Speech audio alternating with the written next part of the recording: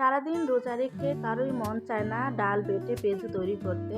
তো আসসালামু আলাইকুম, আজকে আমি তৈরি করে দেখাবো দোকানের মতো মচমচে ক্রিস্পি পেঁয়াজু।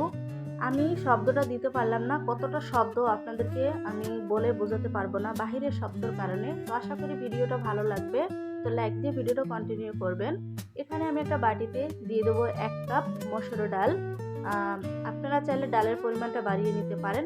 তো এখানে আমি এখন দিয়ে দেবো পানি। তো পানি দিয়ে আমি এই ডালগুলা আধা ঘন্টার জন্য ভিজিয়ে রাখবো। তো যে যেখান থেকে আমার ভিডিওটা দেখছেন তাদেরকে অনেক ধন্যবাদ। প্লিজ এখানে কিছু কিভাবে আমি এত মচমচা পেঁয়াজু তৈরি করি, পুরো ভিডিও না দেখলে মিস করবেন, বুঝতে পারবেন না। তো আধা ঘন্টা পর আমি ফিরে আসলাম। দেখুন আধা ঘন্টা পরে আমার ডালগুলো কিন্তু একদম নরম হয়ে গেছে। এখন ডালগুলো আমি পরিষ্কার পানি দিয়ে ধুয়ে নিয়ে আসছি, একদম পানি ঝরিয়ে। তো এই ডালগুলো এখন আমি লবণ দিয়ে একটু সফট করে মেখে নিব, তাহলে একটু ভালো হবে। তো দিয়ে দিলাম এখানে টেস্ট অনুযায়ী লবণ।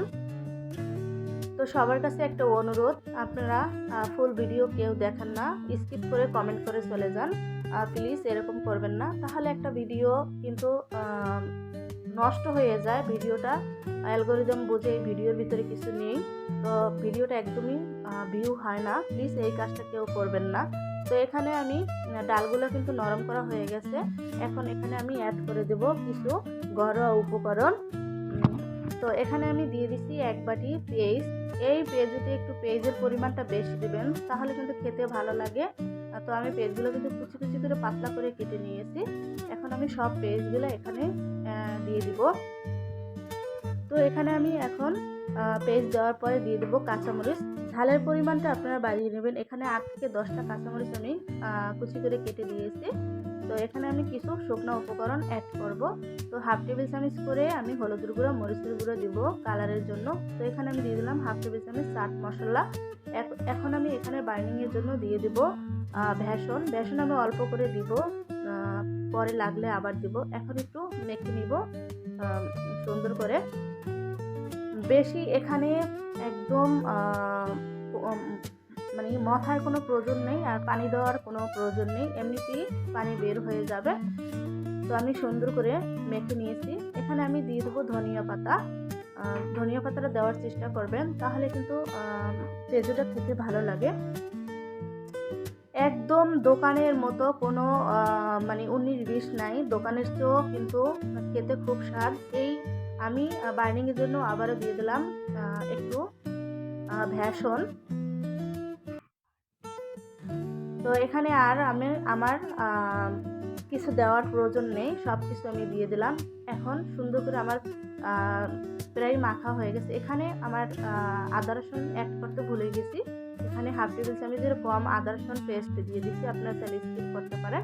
এখন এটা দিয়েও আমি ভালো করে একটু মেখে নেব।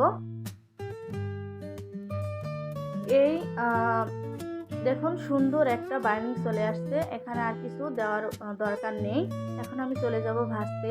চুলাতে আমি আগেই পর্যাপ্ত পরিমাণ তেল বসিয়ে রেখেছি, তেলটা কিন্তু গরম হয়ে গেছে। এখন কমিয়ে আমি দিয়ে দেবো পেঁয়াজুগুলো। আমি পেঁয়াজুগুলো এইভাবে দিয়েছি, আপনারা আপনাদের ইচ্ছে মতো দিবেন। তো এই পেঁয়াজুগুলো তৈরি করলে আপনার বাসার সবাই আপনার প্রশংসা করতেই থাকবে, এত সুন্দর আর খেতে এত মজা, আর অনেকটাই ক্রিস্পি হয়। শব্দটা আমি দিতে পারি নাই, আপনারা তাহলে বুঝতে পারতেন যে এই পেঁয়াজুটার কতটা শব্দ। তো এখানে আমি এখন পেঁয়াজুগুলো উল্টে দেব, আর প্লিজ হাই হিটে ভাজবেন কোনো রকম।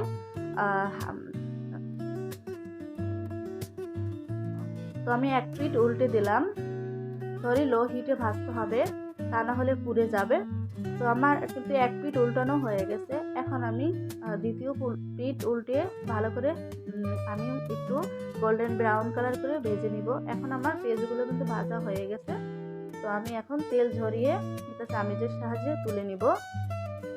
তো যে যেখান থেকে দেশ এবং দেশের বাইরে থেকে আমার ভিডিওটা দেখছেন তাদেরকে অসংখ্য ধন্যবাদ। নতুন বন্ধুরা যারা এখন আমার চ্যানেলটা সাবস্ক্রাইব করে নাই, সাবস্ক্রাইব করে আমার চ্যানেলের পাশে থাকবেন, বেল আইকন অল করে দিবেন, তাহলে আমি ভিডিও ছাড়ার সাথে সাথে আপনাদের কাছে চলে যাবে।